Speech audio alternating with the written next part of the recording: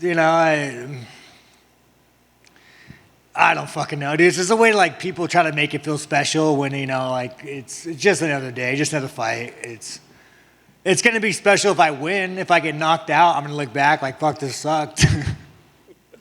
What about the build-up? Obviously the main event means like more media, more obligations. Are you learning to enjoy this at all, or is it still like the least favorite thing for you to do? It's not, dude. It's just fake. It's just fake. Like no one gives a fuck about you. You're only special when you're winning. The moment you lose, if I lose, I'm gonna wake up Sunday. You guys aren't gonna give a fuck about me. You guys don't give a fuck, So you just shouldn't take it too serious.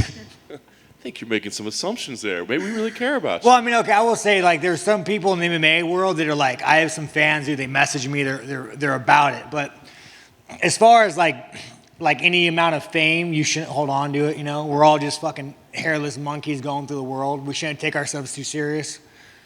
Fair point. Well, talk about this win streak that you're on, man. Obviously, you've looked fantastic during this run. Are you regretting at all that you didn't move to middleweight earlier in your career, or is it something different than just that weight move?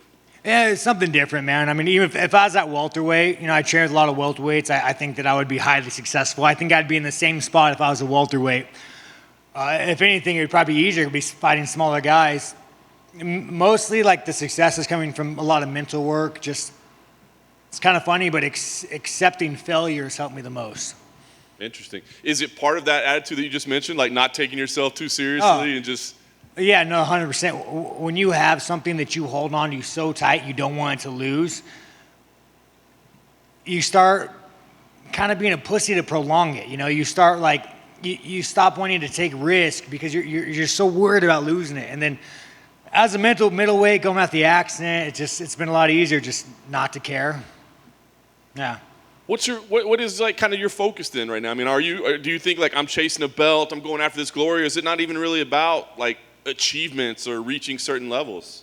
It's kind of funny, man. Like, I was sparring some guy. He's like, "Hey, why are you sparring me? I'm nothing like Uriah." I'm like, "I just like to fight. Like, I don't even like this training camp. I'm not even training for Uriah. I'm just being me, and I just happen to be fighting." Like, have you tried to get anybody that can replicate what he does, or is that not really part of your approach? I trained a lot with Raymond Daniels for many years, so I mean, I've been seeing it a lot, but. The thing with Uriah, man, it's hard to replicate that. He's such a specialist where it's very difficult to find guys who can do that well.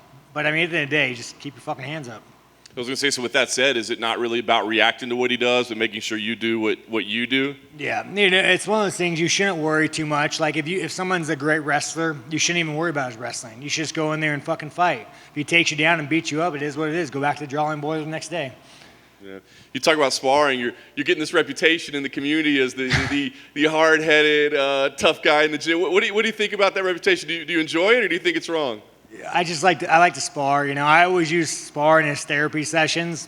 That's all fighting is. It's just one big therapy session for me. I don't even look at it like a job. People think, oh yeah, what do you think about fighting? Like to me, it's mental health. So is that like where you work out all your problems? Oh, 100%. I always feel bad, dude. I'll have a bad day and I'll walk in the gym and my guy's like, I'm feeling a little homicidal, suicidal today. I'm gonna apologize in advance. There's something fucking if I get a little carried away, forgive me. I'm working through some shit right now. And when you say that, do you find that there's people who are like, Sean, we're not gonna go today. I'll be on the other side of the gym. Yeah, no, I definitely get ducked a lot, but I mean at the end of the day I make you better. It's one of those things like if you want to be good, you spar with me. If you just want to be mediocre and I'm gonna save it for the fight and then, go beat up amateurs. I know you said like the fame and the notoriety and stuff is fleeting, but you win here, UFC main event, over a notable guy. I mean, do you think about what comes next in terms of rankings, matchups, any of that? No, I mean, the cool thing about Uriah, dude, he's like a gatekeeper. And I don't want to undersell Uriah to say gatekeeper, but he's a damn good gatekeeper. He's a guy you beat, and it propels you into one or two shots away from a title shot. It's kind of a very interesting thing to think that it's within your grasp. Does that change your approach to anything? Or like you said, you just like to go out there and fight. But when you think like there's these potential big paydays or these potential, does that change things? Let me tell you why I fight. I fight to make enough money to move on a mountain and vacate society. And if having a fucking piece of metal painted gold around my waist helps me do that, then let's fucking go. I love it. Well, I guess last thing for me, what type of fight do you think we see here, man? I mean, obviously, Uriah's a little bit spectacular sometimes. I mean, do you see a spectacular fight, or do you go out there and dominate? What do we see here? You know, I just spoke to Bisbing, and I was saying that the way he fought Anderson Silva is kind of the way I have to fight Uriah. It has to be ugly, dirty. I'm going to get hit. It's probably going to hurt. You're going to see me get rocked a couple times, but it's how you have to beat Uriah. You know, it just is what it is. You mentioned you get this reputation as the hard sparrer, but I'm curious, out of all the people you sparred, who's given you the hardest time? Has there been a moment in sparring when you're like, God, this guy's going too hard, even for me? Ankalaev, the 205er, guy's a fucking savage. He's a guy that truly frustrates me, and I'm sparring him. Like, I find myself getting angry. I can't fucking hit you. I can't take you down. Like, he's probably one of the best. He's probably my toughest ever rounds, Ankalaev. Yeah. I saw earlier this week something you sparred with Hamzat Chimaev. Yeah, Hamzat, he's good, man. He's good. He's very similar to me with work ethic. You know, when he's in the gym, he doesn't stop. He doesn't slow down. He's one of those guys that the second round comes, you guys are both scrambling. You're just like, fuck, man. Like, why aren't you slowing down? But, you know, I'm sure he's thinking the same thing about me. You're just like, third round comes like, fuck, all right, this is the round he's going to slow down. He's not slowing down. And you're just like, all right, well, I guess this is my life now. We're just going to have to accept this level of suck. Going back to Uriah, there's always this idea that, like, a fight against him is depending which version of him shows up, right? Yeah. Do you anticipate that you'll be able to tell early on in the first round, like, oh, the tough Uriah showed up, or maybe it's an easier night than I anticipated? You know, with Uriah, I think because we've trained a lot, I'm going to get him at his best, and that's what I want.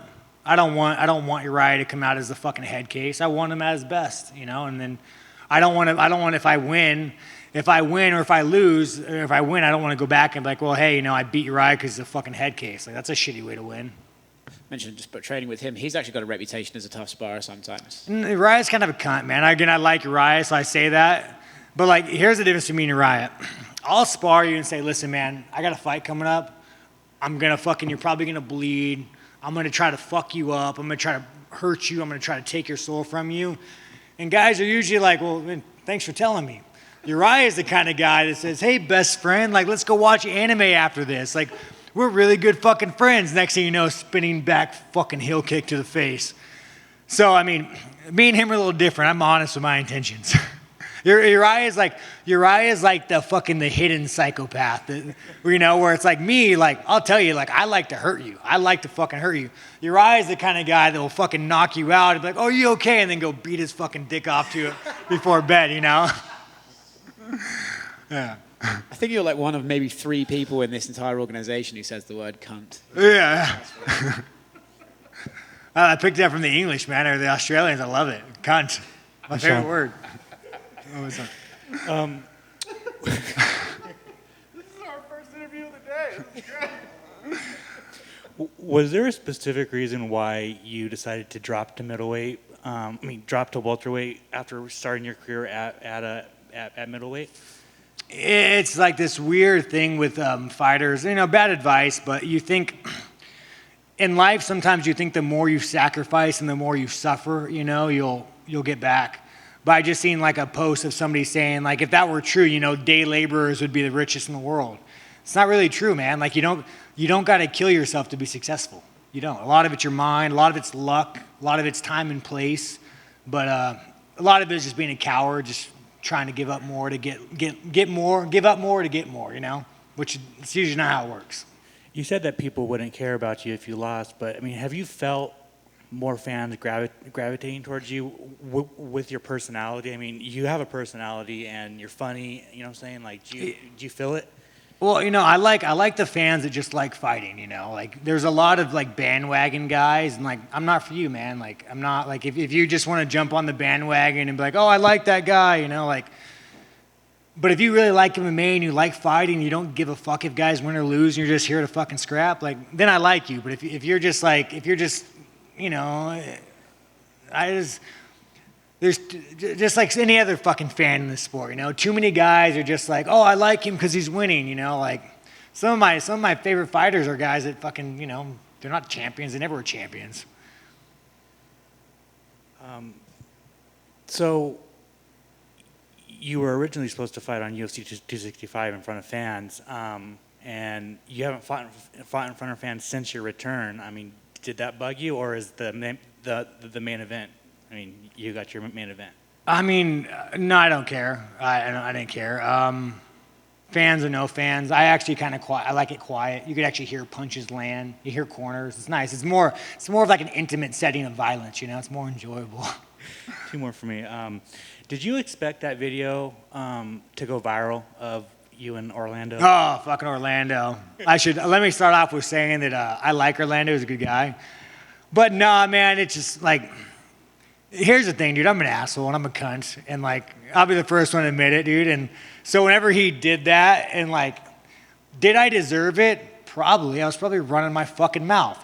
But still, it's something you don't do in training. It's something that I wasn't even thinking. And my reaction was 100% justified. But I was a dick, you were a dick, and then, you know, at this point, if you want to continue, I just hope you know how to fight. And, I mean, you made a very, very good comparison between fighters and prostitutes. Oh, 100%. Can you kind of expand on that? I'm telling you, man, if I made as much money as doing this, to be a prostitute, I might fucking look into prostitution. But it's just, fighters are just meat, man. Like, you're just fucking meat. You're just fucking dumb. You're just meant to be locked in a cage and fight.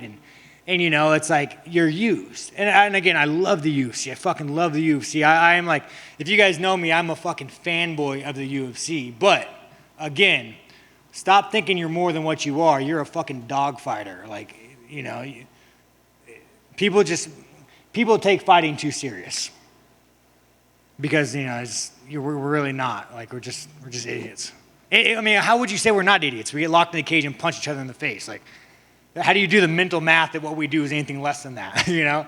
I know you've been focused on fight camp and everything, but did you see the nominations for the World MMA Awards yesterday? No. You're up for Comeback of the Year for your career. Do you feel that your career has a comeback? I mean, what are your thoughts on that? If I win it, do I get paid? You get to stand up there and make a speech. Oh, fuck, no, I don't want to win it. I'd get the worst fucking speech. You would never want me to fucking be on that. Now we are rooting for you.